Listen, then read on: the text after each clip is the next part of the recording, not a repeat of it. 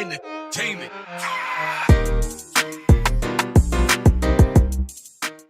Halo semuanya, perkenalkan kami dari kelas C3 Sistem Informasi Manajemen Universitas Udayana. Pada kesempatan kali ini, perkenalkan saya Sarita. Saya Cindra. Kami akan membawakan materi mengenai e-bisnis global, bagaimana bisnis menggunakan sistem informasi. Mari disimak ya. Ada 4 topik pembahasan yang akan kita bahas pada pertemuan kali ini. Yang pertama, proses bisnis dan sistem informasi. Yang kedua, jenis-jenis sistem informasi. Yang ketiga, sistem untuk kolaborasi dan bisnis sosial. Yang keempat, sistem informasi sebagai salah satu fungsi perusahaan. Oke, kita bahas topik pembahasan yang pertama, yaitu proses bisnis dan sistem informasi. Dalam beroperasi, sebuah bisnis pasti berhadapan dengan banyak informasi mengenai pemasok, pelanggan, karyawan, faktur, dan pembayaran, serta produk atau jasa yang diberikan. Dengan informasi ini, mereka harus mengatur aktivitas kerja perusahaannya agar dapat beroperasi secara efisien dan meningkatkan kinerja perusahaan. Dengan adanya sistem informasi, memungkinkan perusahaan untuk mengelola informasi yang ada, sehingga dapat membuat keputusan yang lebih baik dan meningkatkan pelaksanaan proses bisnisnya. Namun sebelum itu, ada baiknya kita mengenal apa itu proses bisnis. Proses bisnis merupakan kumpulan aktivitas yang diperlukan untuk menghasilnya sebuah produk berupa barang atau jasa. Hal ini mengacu pada bagaimana cara yang dipilih sebuah bisnis untuk dapat mengordinasikan pekerjaan, informasi, dan pengetahuan. Sebagian besar, kinerja sebuah perusahaan bergantung pada seberapa baik proses bisnisnya dirancang dan dikoordinasikan. Proses bisnis dapat menjadi sumber kekuatan kompetitif dan juga menjadi kewajiban sebuah bisnis. Sebuah bisnis harus berinovasi atau mengeksekusi proses bisnisnya lebih baik, tidak bergantung pada cara kerja yang sudah ketinggalan zaman yang dapat menghambat efisiensi organisasi. Suatu proses bisnis dapat dipecah menjadi beberapa subproses yang masing-masing memiliki atributnya sendiri, tetapi juga berkontribusi untuk mencapai tujuan dari proses bisnis itu sendiri. Banyak proses bisnis yang terikat pada area fungsional tertentu, seperti contoh pada tabel berikut, di mana ada area fungsional produksi dan manufaktur yang mengatur proses bisnis perakit produk, melakukan pengecekan kualitas, membuat tagihan dan bahan. Lalu ada penjualan pemasaran untuk mengidentifikasi pelanggan, membuat pelanggan tertarik pada produk, dan menjual produk. Yang ketiga ada keuangan dan akuntansi untuk melakukan pembayaran kepada kreditur, membuat laporan keuangan, dan mengelola rekening kas. Dan yang terakhir ada sumber daya manusia, di mana proses bisnis yang terjadi yaitu merekrut karyawan, mengevaluasi kinerja, melibatkan karyawan dalam rencana yang menguntungkan. Ada juga proses bisnis yang melalui banyak area fungsional yang berbeda dan memerlukan koordinasi antar departemen. Misalnya proses bisnis yang terjadi untuk memenuhi pesanan pelanggan. Awalnya, bagian penjualan menerima pesanan dari pelanggan. Kemudian, pesanan tersebut akan melewati bagian akuntansi untuk memastikan pelanggan dapat membayar pesanan baik secara kredit maupun tunai, di mana di contoh pada gambar ini menggunakan pembayaran secara kredit. Setelah pembayaran pelanggan ditetapkan, bagian produksi akan memberikan produk dari persediaan yang ada. Kemudian, produk akan dikirim kepada pelanggan. Apabila pembayaran yang dilakukan secara kredit, tagihan yang dibuat oleh bagian akuntansi dan pemberitahuan akan dikirimkan ke pelanggan yang menunjukkan bahwa produk telah dikirim. Yang awalnya terlihat sederhana, suatu proses tersebut menjadi rangkaian proses bisnis yang rumit yang memerlukan koordinasi yang baik antar area fungsional. Sistem informasi dapat mengotomatisasi banyak langkah dalam proses bisnis yang sebelumnya dilakukan secara manual. Namun dengan adanya teknologi informasi yang makin berkembang, sehingga dapat melakukan banyak hal. Perkembangan teknologi sebenarnya dapat mengubah arus informasi, sehingga memungkinkan lebih banyak orang yang dapat mengakses dan berbagi informasi. Sehingga langkah-langkah yang berurutan dengan tugas yang dapat dilakukan secara bersamaan dan menghilangkan penundaan dalam pengambilan keputusan. Dengan adanya perkembangan teknologi informasi seringkali mengubah cara kerja bisnis yang baru. Misalnya saja menonton film. Kita yang biasanya harus ke bioskop kini hanya perlu di rumah dan menonton melalui laptop ataupun HP. Modal bisnis seperti ini tidak dapat dibayangkan tanpa adanya teknologi informasi. Selanjutnya untuk topik pembahasan yang kedua, kita akan membahas jenis-jenis sistem informasi. Jenis-jenis sistem informasi dibagi dua, yaitu sistem untuk kelompok manajemen yang berbeda dan sistem untuk menghubungkan perusahaan. Sistem untuk kelompok manajemen berbeda dibagi menjadi dua, yaitu sistem pemrosesan transaksi dan sistem untuk intelijen bisnis. Sistem untuk intelijen bisnis dibagi menjadi tiga, yaitu manajemen information system, decision support system, dan executive support system. Selanjutnya, untuk sistem untuk menghubungkan perusahaan dibagi menjadi dua, yaitu aplikasi perusahaan serta intranet dan extranet. Aplikasi perusahaan dibagi menjadi 4, yaitu enterprise system, supply chain management system, customer relationship management system, dan yang terakhir knowledge management system. Jenis sistem yang akan kita bahas kali ini yaitu sistem untuk kelompok manajemen berbeda bagian sistem pemrosesan transaksi.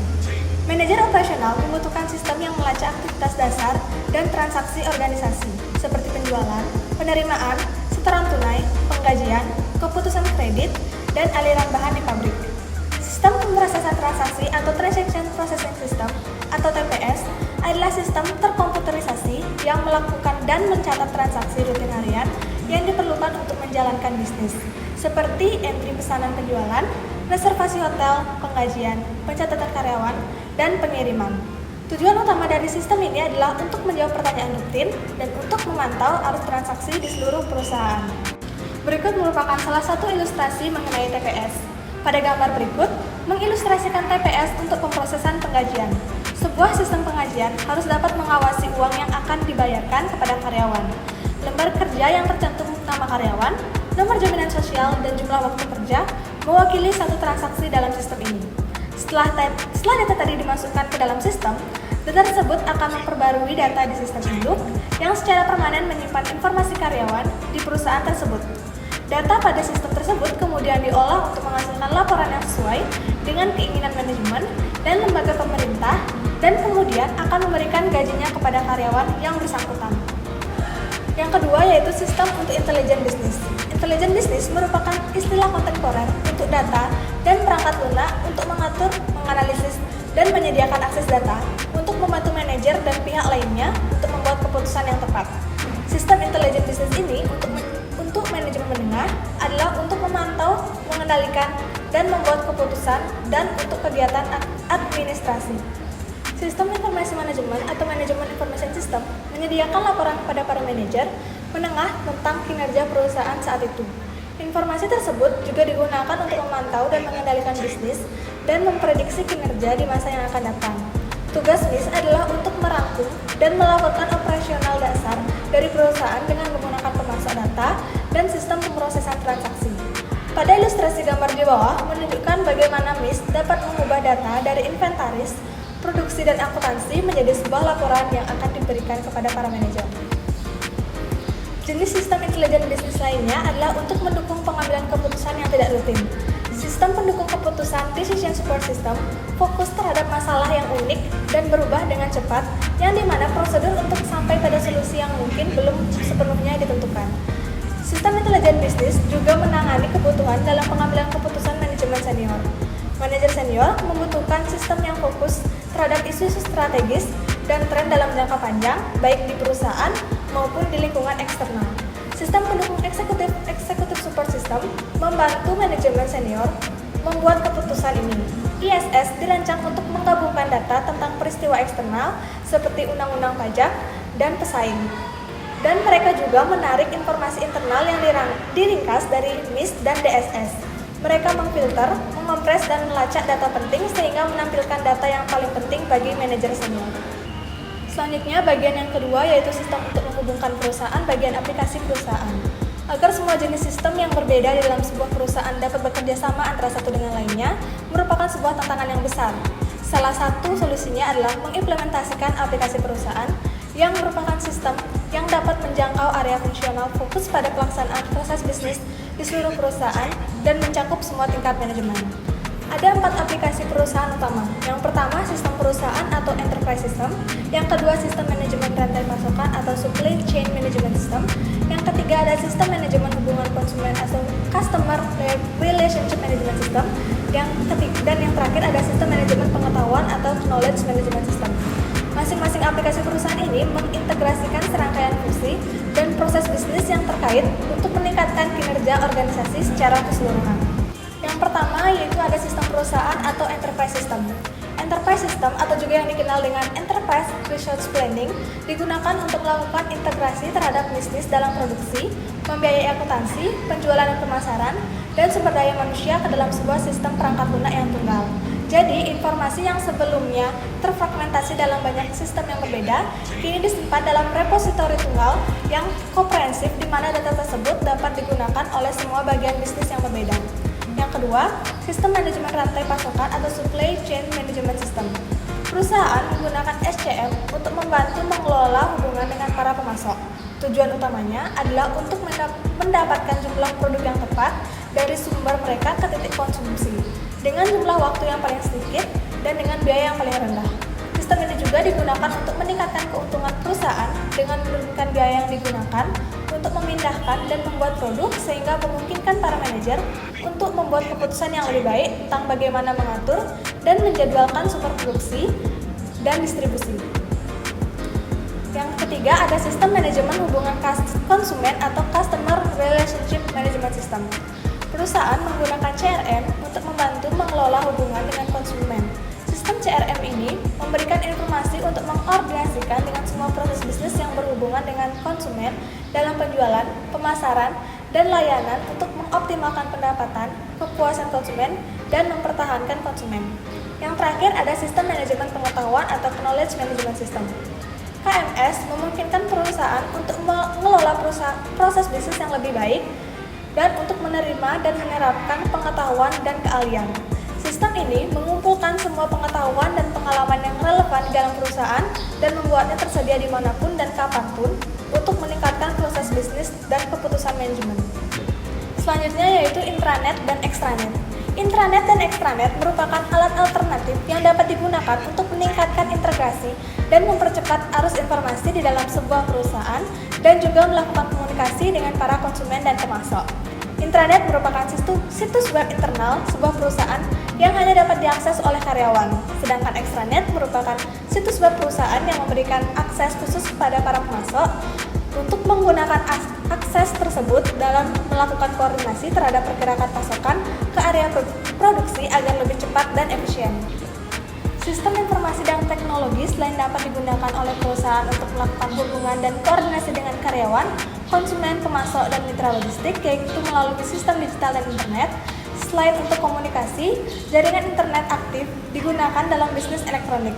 Bisnis elektronik atau e-bisnis merupakan kegiatan manajemen di internal perusahaan dan juga berkoordinasi dengan para pemasok dan mitra bisnis lainnya.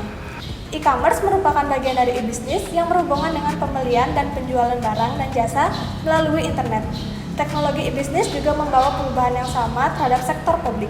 Pemerintah di semua tingkatan juga telah menggunakan teknologi internet untuk menyampaikan informasi dan layanan kepada warga negara, karyawan, dan bisnis tempat mereka bekerja. E-government mengacu pada penerapan dan sektor publik secara digital dengan warga bisnis dan badan pemerintah lainnya. Selain meningkatkan penyampaian layanan pemerintah, e-government membuat operasi pemerintah lebih efisien dan juga memberdayakan warga dengan memberi mereka akses yang lebih mudah ke informasi dan kemampuan untuk berjaring sosial secara elektronik dengan warga lainnya. Baik teman-teman, setelah mendengar penjelasan dari teman saya yaitu mengenai sistem informasi dan jenis-jenis sistem informasi, sekarang saya akan menjelaskan mengenai sistem untuk kolaborasi dan bisnis jejaring sosial. Sistem informasi tersebut tidak dapat membuat suatu keputusan, memecat ataupun mempekerjakan seseorang, maupun menandatangani kontrak sehingga diperlukan suatu kolaborasi dan juga kerjasama tim di dalamnya. Oke, baiklah sekarang apa itu kolaborasi? Kolaborasi merupakan suatu kegiatan bekerja secara bersama-sama untuk mencapai tujuan bersama yang jelas, baik itu penyelesaian masalah, tugas, dalam organisasi ataupun antara bisnis. Contoh dalam kolaborasi yaitu misalkan kalian seorang konsultan pajak, kemudian kalian bekerja sama dengan firma akuntansi yang mana nantinya di dalam firma tersebut memiliki klien yang bermasalah dengan pajak. Kalian bisa membantu firma tersebut untuk menyelesaikan masalah klien pajak tersebut. Kemudian untuk kolaborasi dan kerjasama tim merupakan hal yang penting pada masa kini karena dapat membantu memunculkan suatu inovasi baru, juga dapat memberikan output yang lebih baik dan lebih cepat dibandingkan dilakukan secara individual. Nah, setelah mengetahui apa itu kolaborasi, sekarang kita harus mengetahui mengapa kolaborasi itu merupakan hal yang penting. Beberapa alasan mengapa kolaborasi penting untuk dilakukan pada masa sekarang dibandingkan sebelumnya yaitu yang pertama, perubahan sifat pekerjaan. Yang mana pekerjaan diatur dalam perbagian. Pekerjaan dilakukan dengan pindah dari satu tempat peralatan mesin ke tempat mesin lainnya. dari satu bagian ke bagian lainnya, sehingga produk tersebut menjadi selesai dengan baik. Yang kedua, pertumbuhan pekerjaan profesional. Pekerjaan profesional selain memerlukan pendidikan yang tinggi, memerlukan juga adanya pembagian informasi ataupun diskusi pendapat dari seluruh pekerja profesional, sehingga dapat terselesaikan pekerjaan tersebut dengan baik. Kemudian yang ketiga, perubahan organisasi dalam perusahaan. Pada masa industri yang lama, para manajer akan melakukan pengorganisasian pekerjaan berdasarkan hierarki. Perintah turun dari hierarki dan tanggapan harus bergerak kembali di atas hierarki. Saat ini, pekerjaan diorganisasikan ke dalam kelompok dan tim, dan para anggota di dalam tim diharapkan untuk mengembangkan metode masing-masing dalam menyelesaikan tugas. Para manajer senior akan mengamati dan mengukur hasil kinerja dari masing-masing individu di dalam tim. Kemudian, yang keempat, perubahan ruang lingkup perusahaan. Pekerjaan di dalam sebuah perusahaan telah berubah dari satu lokasi menjadi ke beberapa lokasi, baik di suatu wilayah, negara, maupun di seluruh dunia. Dengan kehadiran globalisasi saat ini, maka perusahaan global yang besar perlu memiliki tim yang dapat bekerja secara global. Kemudian yang kelima, penekanan terhadap inovasi. Misalnya, Bill Gates ataupun Steve Jobs, yaitu pendiri Microsoft dan pendiri Apple, merupakan dua inovator yang sangat dihormati. Dan ternyata mereka memiliki tim kolaboratif yang sangat kuat dalam mengembangkan inovasi mereka. Walaupun inovasi seringkali dikaitkan dengan bisnis ataupun ilmu yang dimiliki individu tersebut, namun masing-masing individu yang hebat juga memiliki kemungkinan bahwa tim mereka yang mereka ajak bekerja merupakan tim yang hebat. Yang kemudian alasan yang terakhir mengapa kolaborasi itu penting, yaitu perubahan budaya kerja dan bisnis. Sebagian besar penelitian tentang kolaborasi berpendapat bahwa tim kerja dan latar belakang yang berbeda akan menghasilkan sebuah hasil yang lebih baik. Karena banyaknya ide yang muncul, banyaknya budaya yang masuk, banyaknya juga minat yang lain yang masuk di dalam kolaborasi tersebut, sehingga hasil yang didapatkan pun menjadi lebih maksimal dan lebih cepat. Baik, setelah kolaborasi, di dalam subbab ini kita juga memiliki yang namanya social business. Social business itu apa sih? Social business merupakan salah satu dari hal-hal yang diperlukan perusahaan selain kolaborasi. Di dalam social business terdapat penggunaan jejaring sosial, yaitu Facebook, Twitter, Instagram, dan maupun perangkat media sosial lainnya. Apa tujuan dari social business? Tujuan dari social business ini adalah untuk memperdalam interaksi dan juga mempermudah penyampaian informasi dalam suatu perusahaan. Lalu, apa saja sih pengaplikasian social business? Yang pertama, perangkat jejaring sosial. Perangkat jejaring sosial merupakan suatu perangkat yang terhubung melalui profil individu dan juga profil organisasi bisnis. Yang kedua, crowdsourcing, yaitu membantu perusahaan dalam penyelesaian tugas yang tidak dapat dilakukan oleh karyawannya, misalnya seperti kebutuhan desain maupun video. Kemudian yang ketiga, shared workspace, yaitu mempermudah pembagian dan pengkoordinasian tugas. Kemudian yang keempat, blog dan wiki, memudahkan perusahaan dalam penyebaran informasi. Kemudian yang kelima, social commerce, yaitu terkait dengan transaksi produk perusahaan, baik itu penjualan maupun pembelian dari pemasok. Kemudian yang keenam, file sharing, mempermudah penyebaran dokumen perusahaan. Kemudian yang ketujuh, social marketing, penggunaan sosial media untuk promosi dan berinteraksi dengan customer.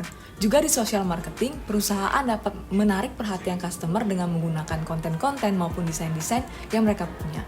Kemudian yang kedelapan yaitu community, penggunaan diskusi di ruang terbuka untuk mempermudah komunikasi maupun penyebaran informasi dari perusahaan. Nah, setelah mengetahui apa itu kolaborasi, apa itu social business, kira-kira ada nggak sih manfaat dari kedua hal tersebut? Apa sih manfaat dari adanya kolaborasi dan juga social business tersebut? Mari kita bahas. Nah, manfaat dari adanya kolaborasi dan juga social business itu yang pertama, dari segi produktivitas dapat memberikan penyelesaian masalah yang lebih cepat sehingga tidak membuang-buang waktu untuk memproduksi sesuatu. Kemudian yang kedua, dari segi kualitas, kolaborasi juga memberikan kesempatan untuk saling mengoreksi sehingga output yang dihasilkan merupakan hasil yang terbaik. Kemudian dari segi inovasi, dapat memberikan kesempatan untuk munculnya ide-ide yang lebih inovatif karena dengan kolaborasi adanya diskusi dan juga pertukaran dari pendapat dari setiap individu dapat memberikan ide-ide baru yang lebih unik ataupun lebih inovatif dari sebelumnya. Kemudian dari segi layanan, dapat memberikan pelayanan yang lebih efisien dan lebih cepat karena dikerjakan bukan individu itu sendiri, tapi bersama-sama dengan kelompoknya. Kemudian dari segi kinerja keuangan, dapat juga meningkatkan kinerja penjualan sehingga keuntungan bertambah dan kinerja keuangan akan semakin baik ke depannya. Nah, kemudian bagaimana sih membangun budaya kolaborasi dan sosial bisnis itu di dalam suatu perusahaan?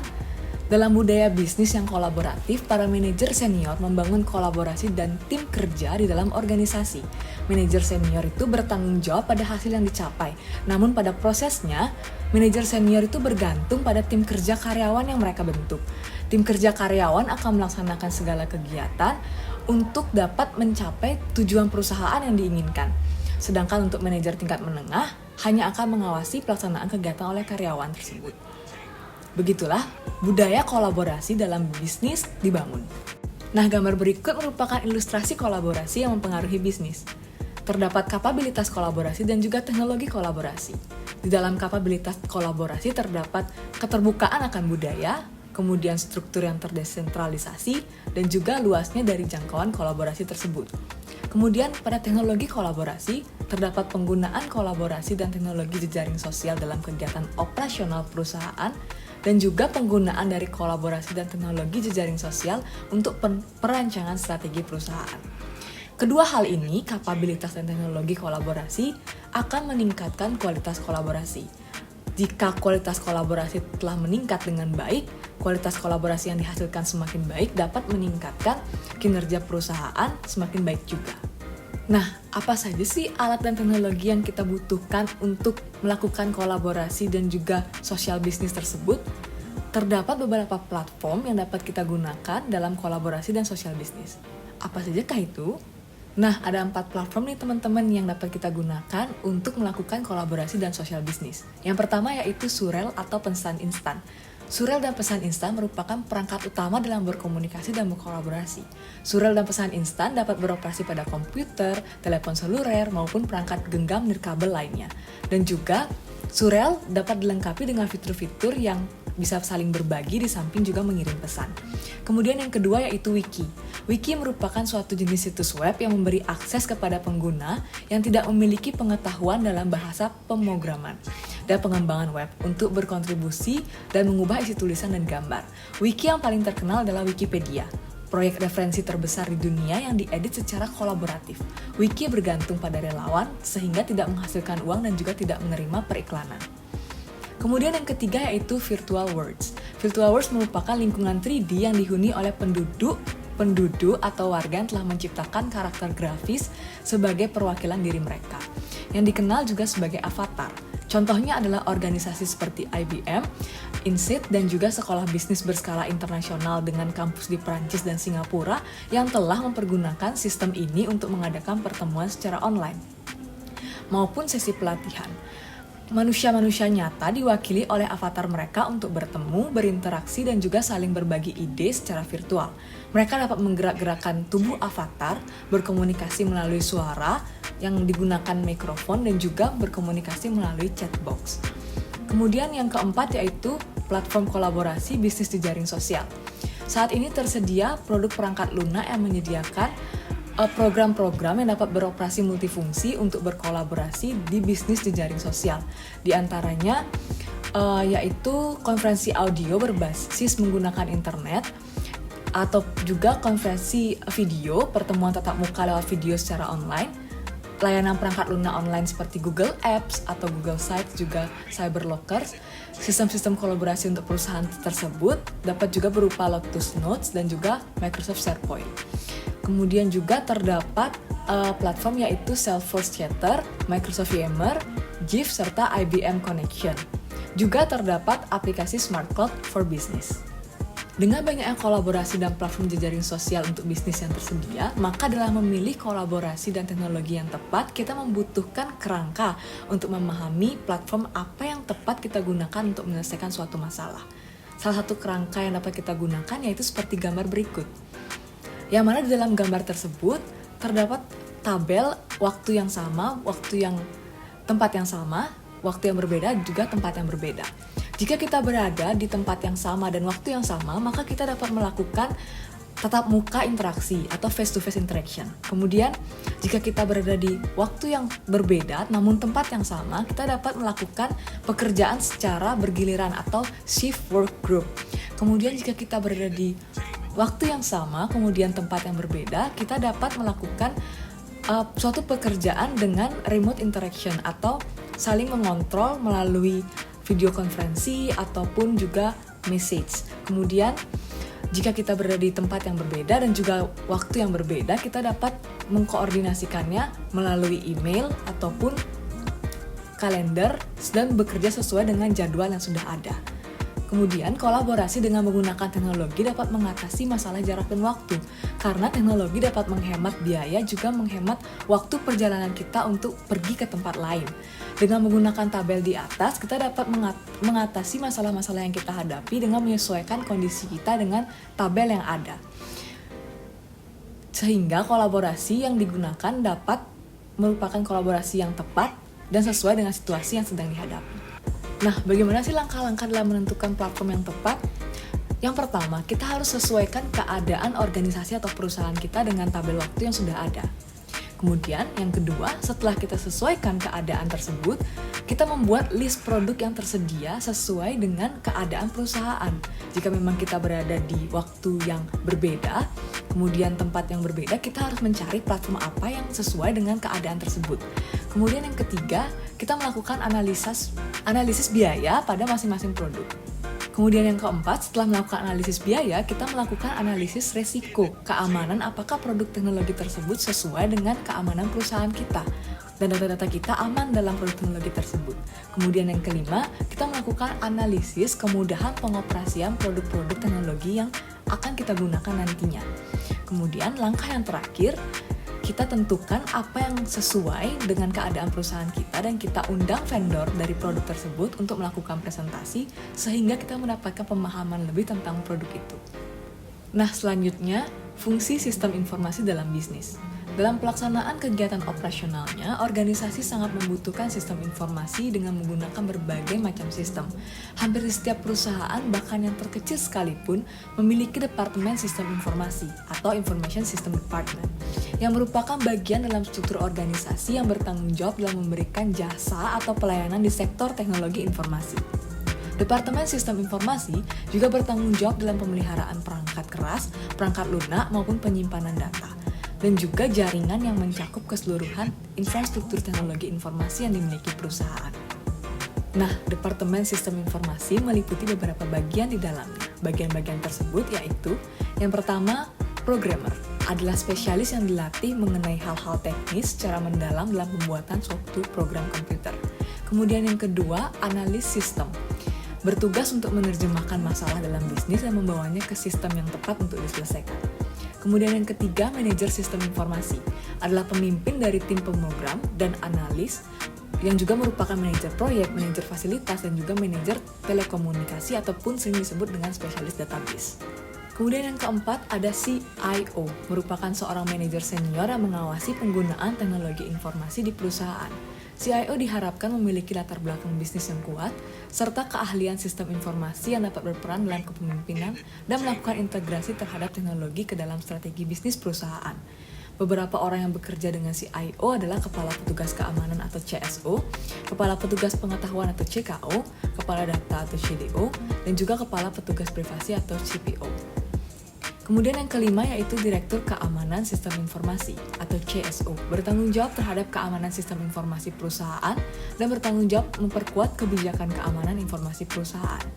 Kemudian yang keenam ada CPO, yaitu bertanggung jawab dalam memastikan perusahaan memenuhi prosedur hukum mengenai data pribadi yang telah ditetapkan. Nah, dalam pengorganisasian sistem informasi atau IT, governance melibatkan strategi dan kebijakan dalam penggunaan teknologi informasi pada sebuah perusahaan. Tata kelola teknologi informasi digunakan untuk mendukung strategi dan tujuan organisasi yang menjamin efektivitas manajemen dan penggunaan teknologi informasi, termasuk diantaranya tingkat pengembalian dari investasi pada teknologi informasi kepada perusahaan tersebut. Nah, teman-teman, sekian materi presentasi dari kelompok kami mengenai sistem informasi dan juga proses informasi. Kurang lebihnya kami mohon dimaafkan. Kemudian kami serahkan sesi berikutnya. Nah, mungkin sekian teman-teman penjelasan dari kami mengenai bagaimana bisnis menggunakan sistem informasi. Nah, bagaimana? Apa teman-teman sudah mengerti? Mungkin jika ada yang ingin ditanyakan, dapat langsung nanti dalam sesi diskusi. Sekian presentasi dari kelompok kami. Kami tutup dengan terima kasih.